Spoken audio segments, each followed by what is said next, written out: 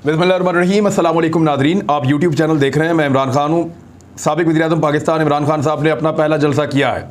उनकी ये पहली पब्लिक अपीयरेंस थी। सामने आकर फिज़िकली वो जलसे के अंदर खड़े हुए। इससे पहले वो बनी गाला चले गए थे और फिर उनकी एक्टिविटीज़ बनी गाला में ही थी। एतवार को जब पूरा पाकिस्तान बाहर आ गया, पाकिस्तान के 50 शहरों में और दुनिया के दर्जनों ममालिक के अंदर जब बड़े बड़े एहतजाज हुए उनको निकाले जाने के मामले के ऊपर, और लोगों ने इम्पोर्टेड हुकूमत नामंजूर का नारा लगाया, और ये ट्रेंड 20 मुल्कों में चल रहा है, 17 मुल्कों में टॉप ट्रेंड कर रहा है। और सिर्फ पाकिस्तान के अंदर गिरफ्तारियां हो रही हैं, लगातार गिरफ्तारियां हो रही हैं, और पाकिस्तान के अंदर इस आवाज़ को दबाने की कोशिश की जा रही है। लेकिन इसके बावजूद ये ट्रेंड नीचे नहीं आ रहा। इमरान खान साहब ने आज इस ट्रेंड पे नारे भी लगाए और उन्होंने कहा इम्पोर्टेड हुकूमत तो अवाम का सैलाब बोलता था कि नामंजूर। वो कहते थे इम्पोर्टेड हुकूमत तो अवाम का सैलाब बोलता था कि नामंजूर। सूरत हाल जो है वो उतनी आसान नहीं रही। मैंने आज से लगभग 1 साल पहले शायद, और एक मरतबा नहीं कई मरतबा मैंने कई टीवी प्रोग्राम में कहा, बल्कि वसीम बदामी के प्रोग्राम में तो बड़ा क्लियरली कहा, और उसको लोग अभी शेयर भी कर रहे हैं। मैंने कहा था कि इसको जिस दिन आप निकालोगे तो ये आपको पूछेगा नहीं कि मुझे क्यों निकाला, ये आपको बताएगा कि मुझे क्यों निकाला।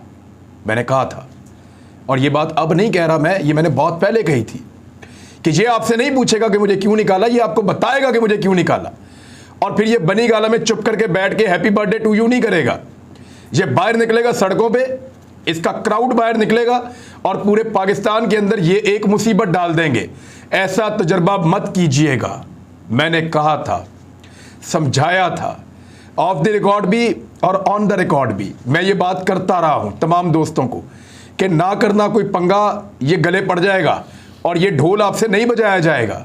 और वही हो गया। पेशावर का जलसा जो है उसने इस खित्ते की तारीख के इस एरिया में होने वाले तमाम जलसों का रिकॉर्ड तोड़ दिया है।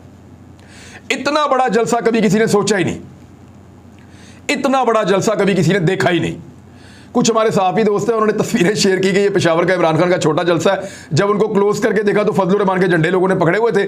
थोड़े दिन पहले जब पीटीएम का एक फ्लॉप जलसा हुआ था तो उसकी कुछ तस्वीरें पीटीआई वालों ने लगाई थी, उन्होंने वही तस्वीरें उठा के लगा दी कि पीटीआई का जलसा फ्लॉप हो गया है, और फिटे मुंह ऐसी सहाफत के ऊपर। वहां जाकर देखें आज हुआ क्या है। मैं आपको एक मनाजिर है वो दिखाता हूं आपको, और इन पर आप गौर करें। ये जलसा गाह के अकबी मनाजिर हैं, यानी जलसा सामने हो रहा है, जलसा गाह स्टेज जो बना हुआ उसकी बैक साइड पे लोग रुकावटें अबूर करके पहुंच गए कि इमरान खान जब उतर के वापस जाएगा उसको जाते हुए तो देख लेंगे कम से कम। फ्रंट पे तो जगह ही खत्म हो गई थी। जितना पिंडाल रिंग रोड में वहां बनाया था, बहुत बड़ी जगह बनाई गई थी, इतनी बड़ी जगह बनाई गई थी कि माजी में किसी ने इतनी बड़ी जगह को भरने का सोचा भी नहीं था। इतनी बड़ी जगह बनाने के बावजूद वो सारी फुल हो गई। वहां तिल धरने की जगह नहीं थी, बंदे अंदर आ नहीं सकते थे। ये ड्रोन के मनाज़र अगर आप देखें तो आपको आइडिया हो जाएगा कि ऐसा लगता था कि हर तरफ सारी सर है, बंदे के ऊपर बंदा चढ़ा हुआ था। और ये है इंसानों की अदालत जो रात को लगी है। अवाम का अज खुद नोटिस है, उन्होंने अदालत लगाई है और अज खुद नोटिस पे समाअत हो रही है।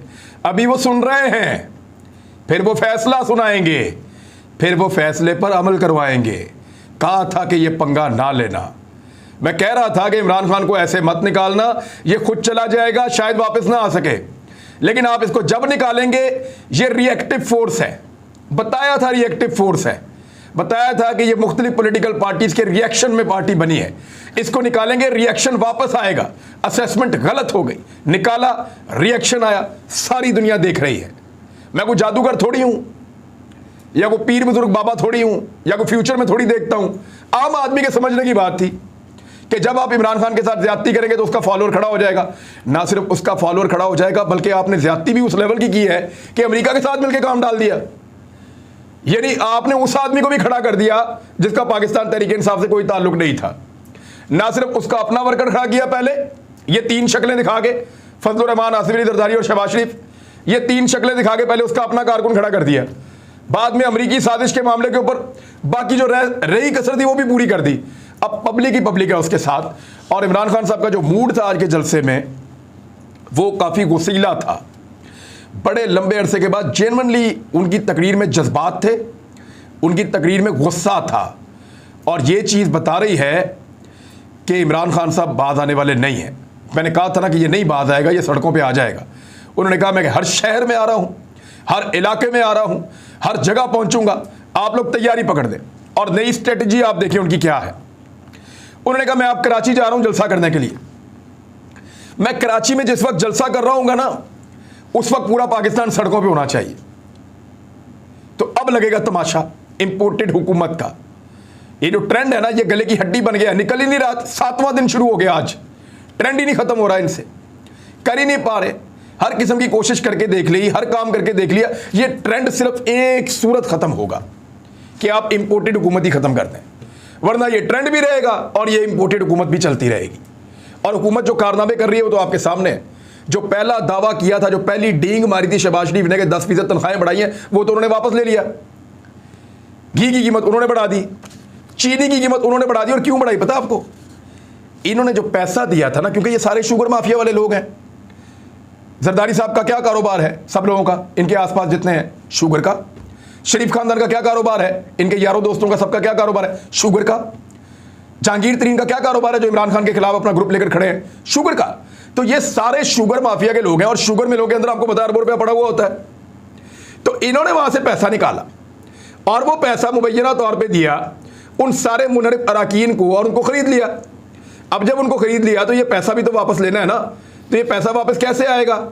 आपको पता है कि अगर चीनी की कीमत 2 रुपए किलो बढ़ जाए तो उससे कितना बड़ा मुनाफा होता है इस माफिया को, कितना बड़ा मुनाफा होता है।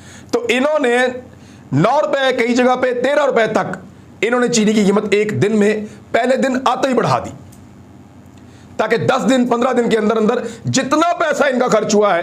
क्योंकि रमज़ान में आपको पता है चीनी का इस्तेमाल, लोग शरबत बनाते हैं, बहुत सारे जूसेस बनाते हैं, चीज़ें बनाते हैं, अब मीठा बनाते हैं, तो रमज़ान में बहुत ज़्यादा इस्तेमाल हो जाता है चीनी का। और लोग राशन बांटते भी हैं, तो चीनी बहुत ज़्यादा बिकती है रमज़ान में। तो इन्होंने किया ये, आप फ्रॉड चेक करें और लेवल चेक करें कि इन्होंने चीनी की कीमत बढ़ा के ये 2 हफ्ते के अंदर जितना पैसा इन्होंने लगाया इमरान खान को निकालने के ऊपर, वो सारा इन्होंने पूरा कर देना, और मुनाफे के साथ। यानी जो लोग बिके और जिन्होंने लोग खरीदे, हॉर्स ट्रेडिंग जो हुई, उसका बिल भी पब्लिक को डाल दिया इन्होंने। ये है, इसीलिए तो डरते नहीं है पैसा खर्च करने से। इनको पता है कि इक्तदार में आके पैसा बनाना कैसे है। इमरान खान साहब खासे गुस्से में थे। जो बातें उन्होंने की उनमें से कुछ चीज़ें बड़ी इंपॉर्टेंट है, मैं आपके साथ शेयर करता हूं। उन्होंने कहा जी जब मैं कराची में जलसा कर रहा हूँ ना, तो पूरे पाकिस्तान में निकल के सुननी है तुम लोगों ने बात। और अब बड़ी बड़ी स्क्रीनें लगेंगी हर शहर के अंदर, हर शहर के अंदर बंदोबस्त किया जाएगा। जलसा कराची में हो रहा होगा और सामईन पूरे पाकिस्तान में होंगे। और फिर इसी तरह जब वो लाहौर में आएंगे तो जलसा लाहौर में हो रहा होगा और सामईन पूरे पाकिस्तान के अंदर होंगे। अब ये एक नए तर्ज की सियासत शुरू होगी। या लीडर तरले कर रहा होता है, बंदे इकट्ठे कर रहा होता है। जितना बड़ा जलसा ये इमरान खान का था ना, इसका तो कोई मिसाल ही नहीं है। जलसे की बैक साइड में जितने बंदे थे ना, ये पीडीएम की 13-14 जमातों ने मिलकर जब जलसे किए तो उतने बंदे ये इकट्ठे नहीं कर सके। जितना बड़ा जलसा पीडीएम की 13-14 जमातें इस वक्त मिलकर कर सकती हैं, या पहले जो 11 जमातें मिलकर जितना बड़ा जलसा करती थी पीडीएम का, उससे ज्यादा लोग इमरान खान की आज के जलसे का जो स्टेज था उसकी बैक साइड पे खड़े इंतजार कर रहे थे एक झलक देखने के लिए। ये क्या कर दिया आपने? ये क्या कर दिया? अच्छा खासा मामला चल रहा था, सब तरफ ठीक था, आपने जानबूझकर एक ऐसी मुसीबत खड़ी कर ली है जो अब गले पड़ी है। इन सारी पॉलिटिकल पार्टीज को अब ये सोच पड़ गई है कि करेंगे क्या, बचेंगे कैसे। आपको पता है पाकिस्तान तहरीके इंसाफ से गुज़िश्ता 2 दिनों से लगातार बेशुमार लोग राब्ता कर रहे हैं कि हम पीटीआई ज्वाइन करना चाहते हैं। पब्लिक के अंदर जो है वो पीएमएलएन के लोग जो कल तक थे, या पीपल्स पार्टी के लोग थे, या दीगर पॉलिटिकल पार्टीज के लोग थे, उनकी हमदर्दी इस तरफ आ गई है। ये सारा कुछ जो है वो गलत प्लानिंग का नतीजा है, तो अब भुगतना तो पड़ेगा। इमरान खान साहब ने शाबाश दी अली मोहम्मद खान को कि उसने अकेले ने 170 से ज़्यादा लोगों का मुकाबला किया। शाबाश का मुस्तहिक है वाकई। और लोगों ने जिस तरह अप्रिशिएट किया अली मोहम्मद खान को, तो वफादारी की लोग कदर करते हैं। कासिम सूरी को जब इमरान खान ने अप्रिशिएट किया तो लोगों ने जितना अप्रिशिएट किया, लोग वफादारी की कदर करते हैं। ये जितने मुनहरिफ अराकीन हैं या जो लोग बेवफाई जिन्होंने की है, उनके लिए इसमें एक सबक है कि कमज़ोरी दिखाने वालों को लोग याद नहीं करते। आप अकेले हैं या हुजूम में, आप लड़ते हैं, लोग आपको याद रखते हैं। अली मोहम्मद खान और कासिम सूरी आज के 2 हीरोज थे। जलसे के अंदर लोग उनको अप्रिशिएट कर रहे थे। फिर इमरान खान साहब ने कहा कि मरासले के बारे में बात की, तो उन्होंने कहा कि अमरीकियों, हमें तुम्हारी माफ़ी की ज़रूरत नहीं है, तुम कौन हो जो हमें माफ करोगे? ये है बात। कल से अब तक शहबाज शरीफ का मुंह नहीं खुला, अमेरिकन ने धमकी लगाई है। अब तो भारत भी डू मोर कह रहा है, डूब के मर जाओ। कल तक जो अमेरिका कहता था डू मोर, वो अब भारत भी डू मोर कह रहा है, और मुंह नहीं खुल रहा पाकिस्तान के वजीर आजम का। चुप करके बैठा हुआ मीसना बन के, बोलता क्यों नहीं है? बोलो भारत के खिलाफ तो बोलो, उन्होंने हमारे नौजवानों को शहीद किया है। बोलो भारत को जवाब दो, हमारे यहाँ पे लोग कितने सारे शहीद हो गए, पाकिस्तान में जगह जगह पे लाशें पड़ी हुई थी इनकी फैलाई हुई दहशतगर्दी की वजह से। आपकी जुबान नहीं खुलती क्योंकि भारत और अमेरिका मिलकर हुक्म दे रहे हैं, तो भिखारी जो है वो वैसे ही बोल नहीं सकते। अब अमरीकियों को इमरान खान साहब ने साफ जवाब दिया, उन्होंने कहा तुम्हें जरूरत पड़ी हुई है और आदत पड़ी हुई है तुम्हें शरीफों और जरदारियों की, मैं ऐसा नहीं हूं। उन्होंने अपने लोगों से कहा, इमरान खान साहब ने, कि साबित करो कि तुम गुलाम नहीं हो। इन्होंने कहा कि तुम गुलाम हो, लेकिन साबित करो कि तुम गुलाम नहीं हो, और यह तुम्हें साबित करना पड़ेगा। और जो बड़ा एक ऐलान इमरान खान ने किया इस जलसे के अंदर, वो ये था कि हकीकी आज़ादी की जंग का मैं आज से ऐलान कर रहा हूं। देखिए, आज तक जितने पाकिस्तान में पॉलिटिकल इवेंट्स होते रहे हैं, उनके अंदर पॉलिटिकल पार्टीज को निशाना बनाती रही हैं। करप्शन पे हो गया, गवर्नेंस पे हो गया। आज़ादी पे पाकिस्तान में कोई इलेक्शन नहीं हुआ 1947 के बाद से लेकर अब तक।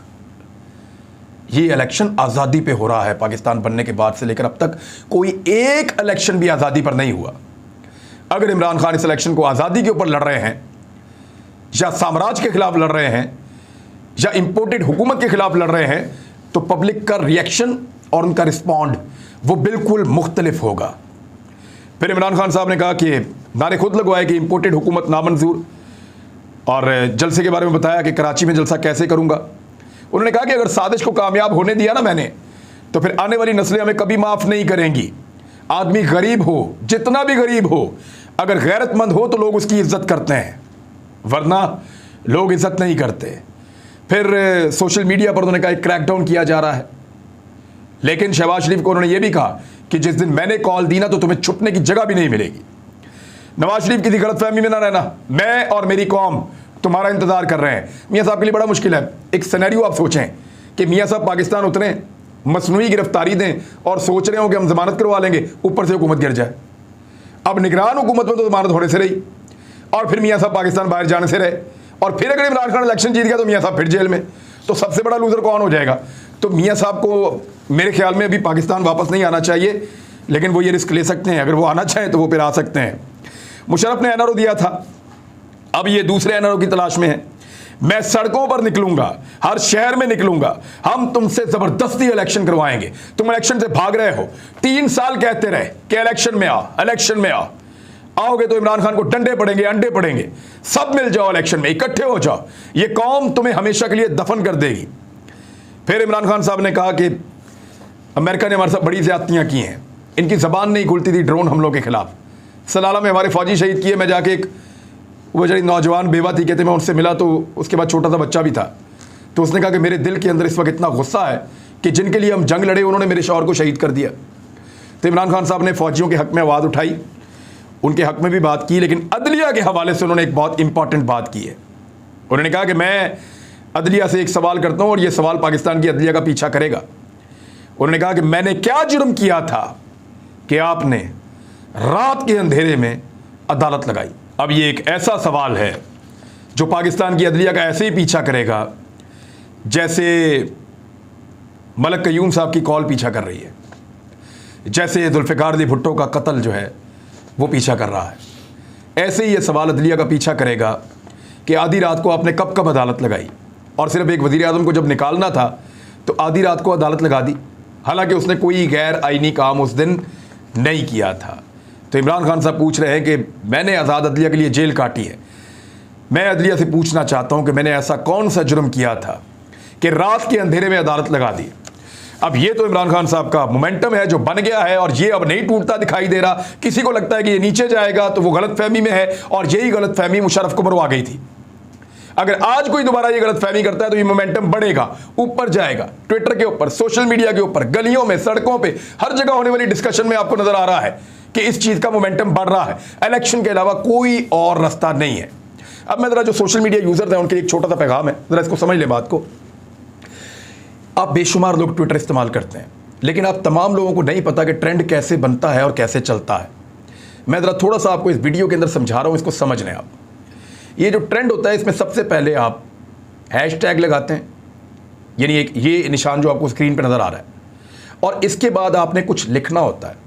ये जो भी आपने लिखना होता है ना, इसको बगैर स्पेस के लिखना होता है, अंडरस्कोर के साथ आप उर्दू में नॉर्मली लिखते हैं। और जब आप इसको छोड़ देते हैं तो फिर ये हैशटैग आपका ब्लू हो जाता है। अगर ये ब्लू होगा तो ये ट्रेंड करेगा, अगर ब्लू होगा तो ट्रेंड नहीं करेगा। तो इसका सबसे आसान तरीका ये है कि अगर आप किसी ट्रेंड के अंदर शामिल होना चाहते हैं तो आप वो जो ब्लू वाला एरिया है, जो ट्रेंड चल रहा है, उसके ऊपर आप क्लिक करें। जब उसके ऊपर आप क्लिक करेंगे तो वो पूरा का पूरा हैशटैग खुल जाएगा। वहां से जब आप ट्वीट करेंगे तो वो ऑटोमेटिकली लिखा हुआ आ जाएगा। उसके ऊपर आप जो लिखना चाहते हैं वो लिखें और उस हैशटैग का आप हिस्सा बन सकते हैं। मिसाल के तौर पे इंपोर्टेड हुकूमत नामंजूर, और स्पेलिंग का ख्याल रखिए, एक चीज़ इधर से उधर हो जाए तो वो आपका काउंट नहीं होगा। तो आप लोग भी अपना हिस्सा डाल सकते हैं पाकिस्तान की एक बड़ी मुहिम के अंदर जहां पे इंपोर्टेड हुकूमत नामंजूर। अब तक के लिए इतने, अपना ख्याल रखिएगा, अपने इस चैनल का भी ख्याल रखिएगा। अल्लाह हाफ़िज़।